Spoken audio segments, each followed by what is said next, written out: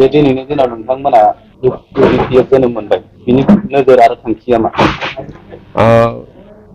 बिटिसिनि बायजोआव जोङो दिनै UPPF जोनोम जाबाय, इउनाइटेड बड' पिपुल्स फेडारेसन। बिनि थांखि आरो नोजोरानो जाहैबाय जोंनि बर'नि राव हारिमु थुनलाइ राजखान्थियारि बिथिङाव जों समाजखौ जौगाहोनाय आरो लोगोसे जोंनि बर'फोरनि मोनथाय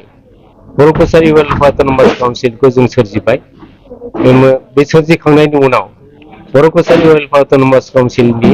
जा डेभेलपमेन्ट जाहाथे जों सबबो जाहाथे समानै मोनो बिनि थाखाय नोजोर होनाय आरो भारत सरकार आसाम सरकारनिफ्राय जाहाथे जोङो गोबां बाजेट लाबोनानै गोबां रां बावजा लाबोनानै जोङो बर' रायजो राजाफोरनो जाहाथे सुफुंनो हायो, बे मोनसे थांखि। आरो लोगोसे थांखिया आरो मोनसे दंबावो जोंहा थांनाय 2020नि जा 27 जानुवारि 7 जानुवारिनि जा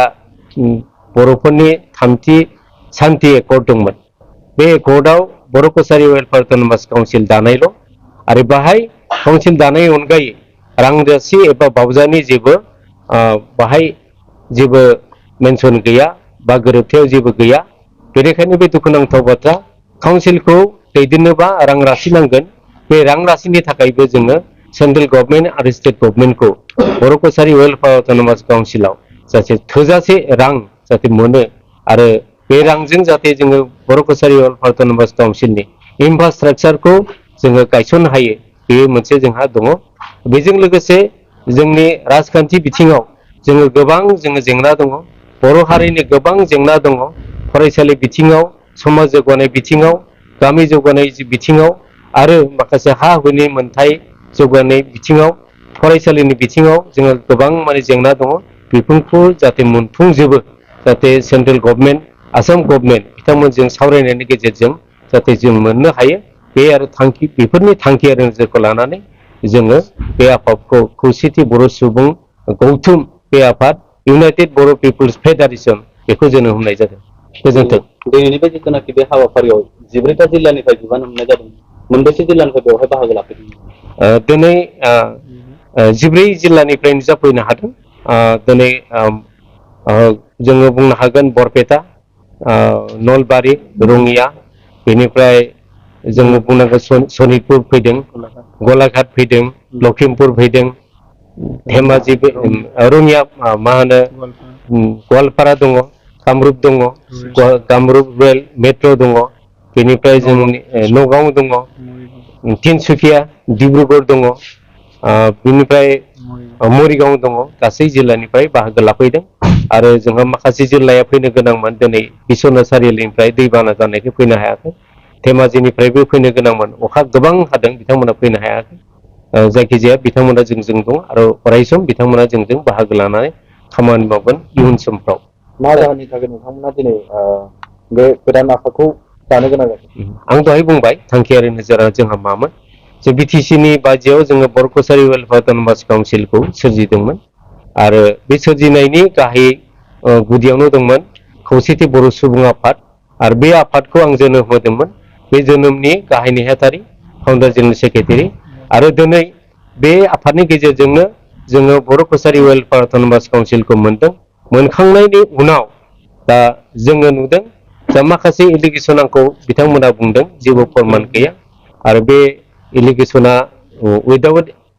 मोनसेबो प्रुफ गैया। बे एलिगेसननि थाखाय बिथांमोना आंखौ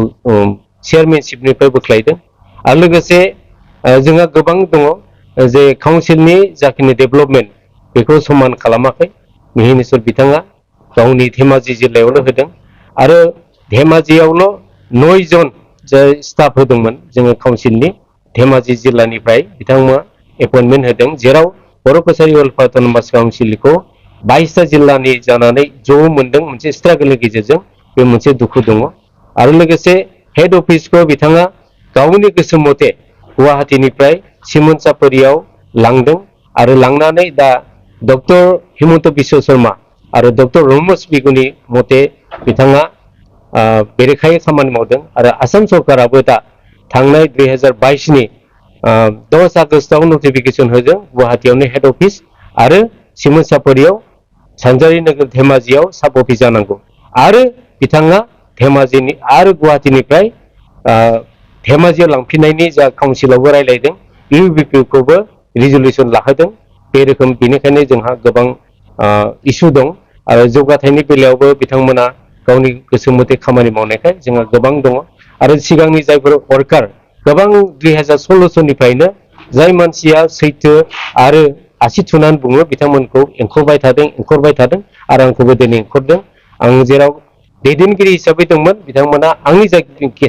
केस बेखौ मोजाङै नायबिजिराखै फारसेथिंल' नायबिजिरनानै बिथांमोना आंखौ बहननाय जादों आरो गोबां दुखु दं बेनिखायनो बे आफादखौ जोङो दानाय जादों आरो नोंथांनि आफाद दानायखौ रायजो राजाफ्रा बेसेबां अनसायदों दा आं नुनो मोनदों दिनै 14था डिस्ट्रिक्टआ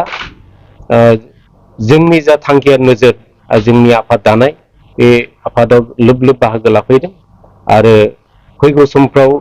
बांसिन बयबो जिल्लाया बाहागो लागोन बे खोथाखौ बिथांमोना बुंदों आरो सम आरो सुजुगखौ लानानै बिथांमोना फैनो हायाखै दैज्लां बोथोर गायनाय फुनाय दङ अब्लाबो बिथांमोना बाहागो लागोन आरो जों सानो आं नोजोर होदों बिथांमोना जोंनि दा गोदान आफाद बे गोदान आफादाव जों बयबो ज' जानानै खामानि मावगोन आरो इयुनफ्राव जोंनि जा जेंना बे जेंनायाव सुस्रांनायावबो ज' खामानि मावलांनायनि बिथांमोनाबो जोंनो खोथा होदों